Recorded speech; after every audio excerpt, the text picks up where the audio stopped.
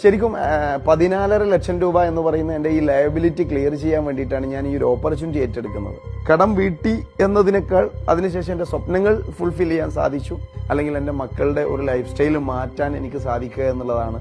അവിടെ ഏകദേശം 2 കോടി രൂപയോളം വില വരുന്ന ഒരു വില്ല ഇത് സ്വന്തമാക്കുക, ഇതൊക്കെ ശരിക്കും ഒരു ഡ്രീം ആയിരുന്നു. ഒരു ഫിനാൻഷ്യൽ ഫ്രീഡം അതെനിക്ക് മാത്രമല്ല, എൻ്റെ അടുത്ത ജനറേഷൻ പോലും കൈമാറാൻ പറ്റുന്ന ഒരു ഫിനാൻഷ്യൽ ഫ്രീഡമുള്ള ഒരു ഓപ്പർച്യൂണിറ്റിയാണ്.